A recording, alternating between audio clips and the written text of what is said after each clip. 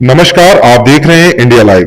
गोरखपुर फैजाबाद खंड स्नातक क्षेत्र में चुनाव को लेकर सभी पार्टियों ने अपने अपने तरीके से कमर कस कर मैदान में उतरकर वोटों को रिझाने की कवायद तेज कर दी है।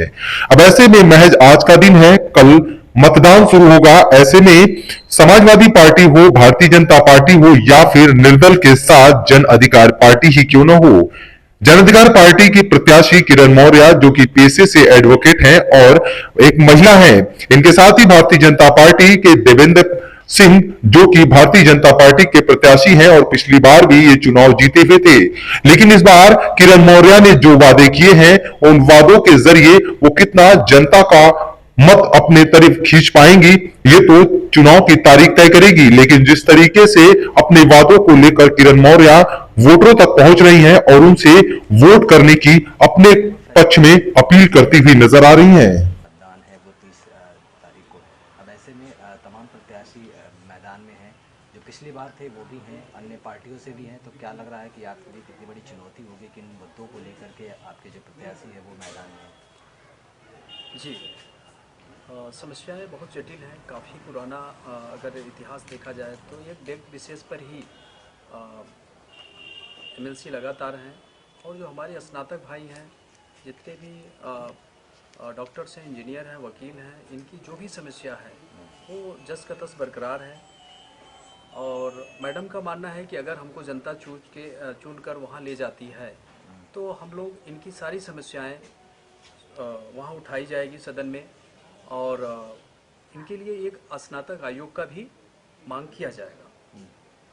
और क्या कुछ खास मुद्दे होंगे, क्योंकि इस तरह के मुद्दे तो खास अन्य पार्टी है, जो अन्य प्रत्याशी है वो भी लेके आ रहे हैं, वो भी वादा कर रहे हैं। वादा तो किए, अगर वादा किए नहीं तो इतने दिन से हैं तो समस्या तो ख़त्म हो जाना चाहिए।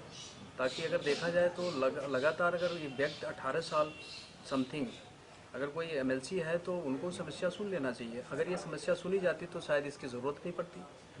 तो वादे तो होते हैं, लेकिन अगर जनता एक बार मुझे भी चांस देती है, मैडम को देती है, तो ये चीज़ें मैडम का त्वरित आश्वासन है कि हम लोग सदन में उठाएंगे।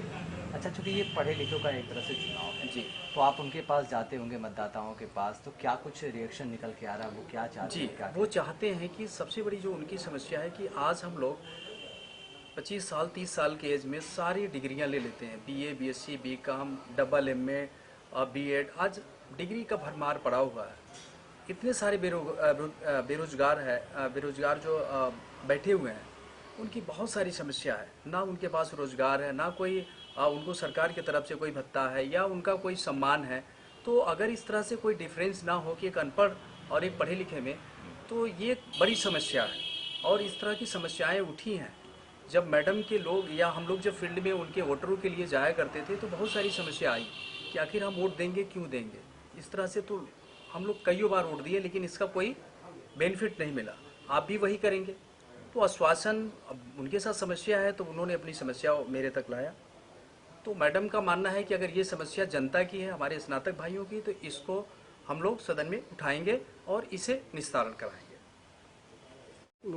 क्या लग रहा है कि आपकी पार्टी के जो प्रत्याशी हैं वो अन्य पार्टियों के प्रत्याशी से कितना काबिल हैं, और क्यों जो मतदाता है वो आपके जो प्रत्याशी हैं उनको वोट करें? सबसे पहली काबिलियत तो आपको अपने प्रत्याशी में हम ये बता दें कि वो एक मात्र महिला अधिवक्ता हैं, जो अधिवक्ताओं की आवाज़ बुलंद कर रही हैं। और एक मात्र महिला अधिवक्ता होने के नाते पहले हमारे मतदाताओं को, स्नातकों को इस बात का ध्यान देना चाहिए कि अधिवक्ता महिला हैं, इसलिए उन्हें चुनना चाहिए। तो ये एक सबसे बड़ी उनमें खूबी है। और दूसरी बात यह है कि हमें वोट क्यों देना चाहिए। ये जो आपने सवाल किया बहुत सही है। गोरखपुर फैजाबाद स्नातक खंड से अब तक लगभग 1968 से चुनाव हो रहा है और 98 से तो लगातार वर्तमान एमएलसी या उनकी पार्टी के समर्थित या उनके आदमी अब तक एमएलसी इस क्षेत्र से बनते चले आए हैं।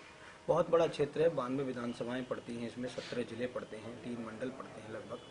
तो इनकी स्नातकों की जो 2,48,000 लगभग स्नातक हैं, उनकी समस्याओं को हल नहीं कर पाए, इसीलिए इतने 24 प्रत्याशी इनके खिलाफ मैदान में उतर गए। अगर ये लोकप्रिय होते तो कोई मैदान में क्यों उतरता। तो जन अधिकार पार्टी, जो कि मान के चल रहा हूं कि ऊंट के मुंह में जीरे के समान मान के चलिए, लेकिन कभी कभी तो चींटी भी हाथी को परास्त कर देती है। तो किरण मौर्य एडवोकेट एक ऐसी मात्र प्रत्याशी हैं कि मुझे ऐसा लगता है कि महिला और पुरुष मतदाताओं ने इस बार ठाना है कि हमको अपनी बहन को सदन में पहुंचा करके जो बेरोजगारी का मुद्दा है, जैसे कि हमारे प्रतिनिधि जी अभी किरण जी के प्रतिनिधि जी बोल रहे थे, वो बेरोजगारी के मुद्दे, पेंशन का मुद्दा या कोई भी इत्यादि मुद्दे जो अभी बाकी हैं जिनमें काम करना, वो प्रथम वरीयता से किरण मैडम करने जा रही हैं। और पूरे क्षेत्र की जनता, गोरखपुर स्नातक और खास तौर पर मेरी मतदाताओं से बात हो रही है, हम लोग रात दिन चले हैं। तो 2 साल से डॉक्टर मोतीलाल जी खुद चले हैं, मतदाता बनाए हमने अपने। तो हम लोगों की मतदाताओं से क्षेत्र में जाके बात हुई तो उन्होंने कहा देखिए आप टेंशन मत लीजिए, वर्तमान एमएलसी से जी भर गया है स्नातकों का, इसलिए वो कुछ बोलेंगे नहीं। साइलेंटली वोट 30 जनवरी को जन अधिकार पार्टी समर्थित प्रत्याशी एडवोकेट किरण मौर्य को मिलने जा रहा है और वो सदन में पहुंचेंगी और एक नई परिवर्तन की बहार आपको देखने को मिलेगी। और एक चीज और कहूंगा कि मेरी पार्टी का नारा ही है, माननीय बाबू सिंह कुशवाहा राष्ट्रीय अध्यक्ष हैं, उनका नारा है कि जिसकी जितनी संख्या भारी उसकी उतनी हिस्सेदारी।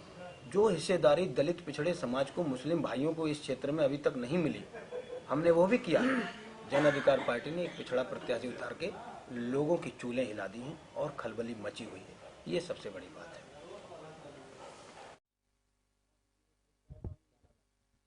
मेरा नाम अशोक कुमार कुशवाहा है।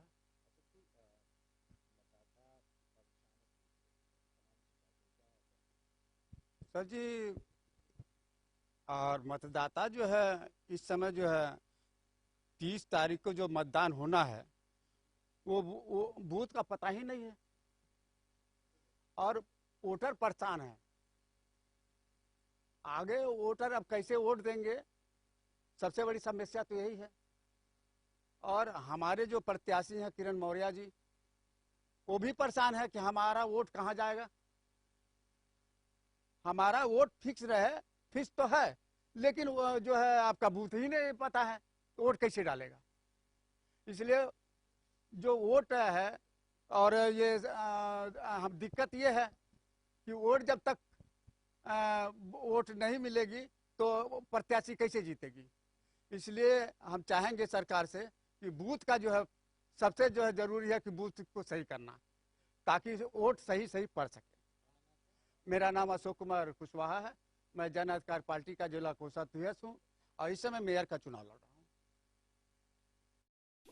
अब ऐसे में भारतीय जनता पार्टी के प्रत्याशी ने अपने वादे किए, समाजवादी पार्टी ने अपने वादे किए और किरण मौर्य ने अपने तरीके से वादा किया और उसे निभाने का दावा किया है।